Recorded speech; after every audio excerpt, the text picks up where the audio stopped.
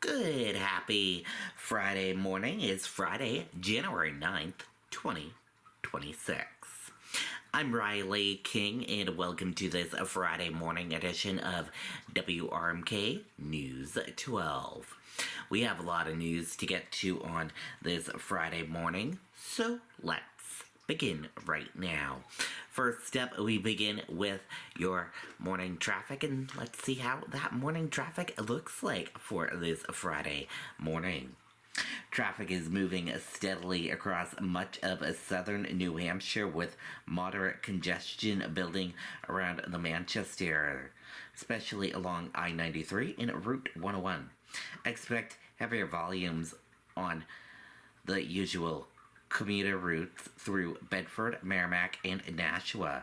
Southbound travel towards Massachusetts is slowing on I-93, I-495, and I-95 near the border, with delays around Haverhill and Amesbury. The Seacoast area near Portsmouth is seeing typical morning volume, but no major slowdowns at this time. Overall, plan a few extra minutes if you're heading towards Manchester or south into Massachusetts. Bedford tolls on the Everett Turnpike go cashless as All-E-ZPass systems take effect. Drivers traveling the Everett Turnpike through Bedford will now see a major change at the tolls. Cash payments will no longer be accepted. Last night at 10 p.m., E-ZPass system took effect, and there will no longer be toll collectors at the Bedford Plaza. State transportation officials said drivers should continue to slow to the posted 25 mile per hour speed limit while passing through the toll area, noting that construction will continue through the spring. They are also encouraging motorists who have not already done to enroll in E-ZPass ahead of the transition. ICE officer identified in a fatal Minneapolis shooting. The ICE officer who allegedly fired the shots that killed Renee Nicole Good in Minneapolis on Wednesday has been identified as Jonathan Ross, according to sources and federal court records from a previous case in which Ross was injured. 2 shot in Portland during incident involving federal agents. 2 people were shot Thursday in Portland, Oregon during an incident involving agents from U.S. Custom and Border Protections, according to local police. Protests urge ICE to stay out of Merrimack and New Hampshire. More than 1,000 protesters gathered at Merrimack Town Hall on Thursday, calling for immigration and custom enforcement to stay out of New Hampshire. The demonstration followed a December report by the Washington Post that identified Merrimack as a potential site for an immigration detention center.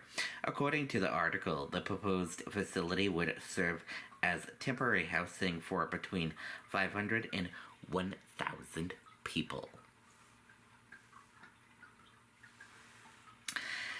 Senate advances changes to a vehicle inspection repeal.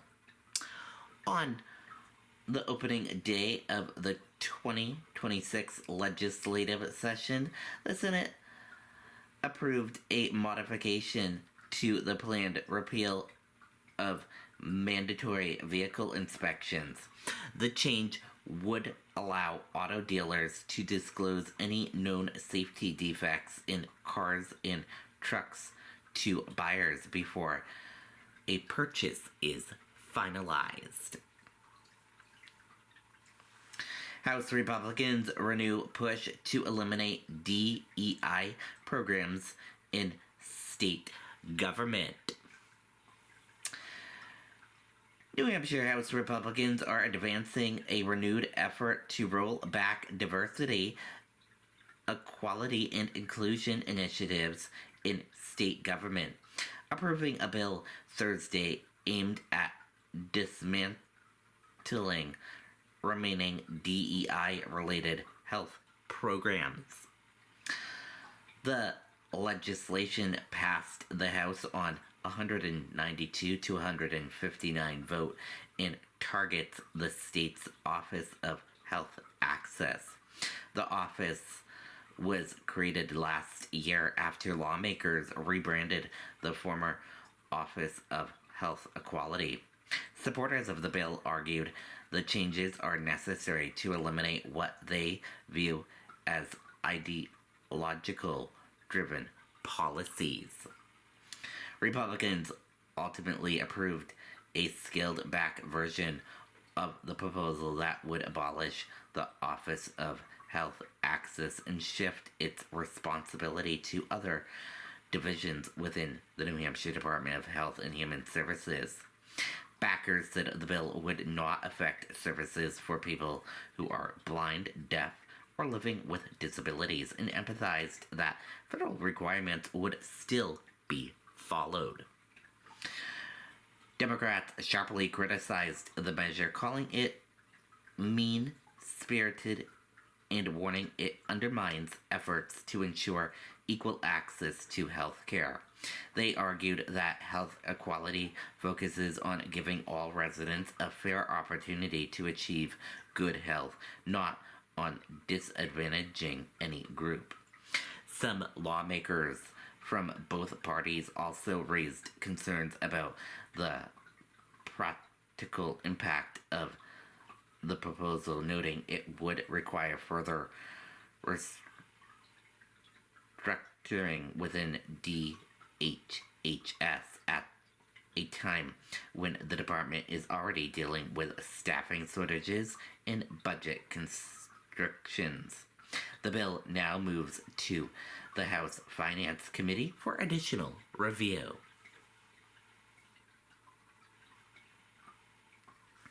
House advances defend the Guard bill, renewing debate over the National Guard deployments. New Hampshire lawmakers on Thursday approved a bill that would require a formal declaration of war before the state's National Guard could be deployed to a foreign country. The legislation is a revised version of the Defend the Guard Act, which the House first passed in 2024.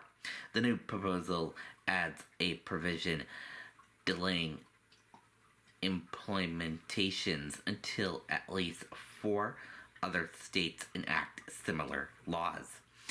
A change supporters say is intended to build border backing and reduce political risk. Supporters framed the bill as a constitutional safeguard and a step towards collective action among states. They argued the delayed trigger would allow New Hampshire to act in a concrete with others rather than alone. The House previously approved similar legislation last year, drawing national attention. That bill stalled in the state Senate, where it faced bipartisan opposition, and lawmakers acknowledged the current vision could encounter the same fate. Opponents warned the measure could have serious financial consequences, including the potential loss of an eliminated $55 million in federal funding and resources tied to the New Hampshire National Guard. They argued the legislation could jeopardize the Guard's operational capacity and its relationship with the federal government.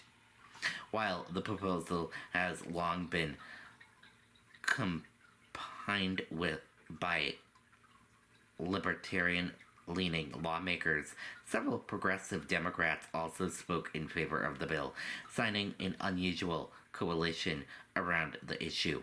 Supporters said the measure is meant to challenge what they view as federal overreach and to reassert state authority over military deployments. The bill now heads to the state Senate, where its prospects remain uncertain. Emergency Drought Assistance Program reopens as dry wells spread across New Hampshire. New Hampshire has reopened an emergency assistance program aimed at helping families whose private wells have run dry, aimed at what state officials described as a historic drought. The Emergency Drought Assistance Program offers financial support to rehabilitate or replace failing wells, or to connect homes to existing municipal water systems. State officials say access to clean water has become increasingly urgent as drought conditions persist across much of the state. If you think about it in terms of everything that we need to support ourselves, water is the highest priority, said Ted, Assistant Director, Water Division at the New Hampshire Department of Environmental Services. Ted said the state has experienced a dramatic shift in weather patterns, moving rapidly from extreme wetness to severe dryness. He described the situation as unprecedented, noting that New Hampshire went from the wettest spring on record to the driest fall on record. In response to the state's Drinking Water and Groundwater Advisory Commission approved a $1.5 million grant in November to fund the emergency program. The money is intended to offset the high cost of drilling new wells, which Ted said can range from $25,000 to $45,000. For a low-income household, that's an extraordinary expense for something you absolutely have to have, he said. Nearly 250 residents have already reported dry wells. According to state officials, data from DES intends that more than 700,000 people across New Hampshire are currently living in areas affected by the drought. To qualify for assistance, applicants must submit income information along with verification from a licensed New Hampshire well driller or pump installer confirming the well failure. Ted emphasized the reliable access to water is essential for everyday life, from drinking and cooking basic hygiene. Applicants for assistance are available through the Emergency Drought Assistance Program's website. Deerfield School Board Chair files lawsuit over budget cuts. The chair of the Deerfield School Board has filed a lawsuit against the town and its municipal budget committee, alleging that the committee's plan to reduce the proposed school district budget for the coming year violates state law and established court precedent. And that does it for this morning edition of WRMK News 12. Thank you for tuning in and watching. Enjoy the rest of your Friday, and I'll see you back here later on today for another broadcast. Goodbye, everyone.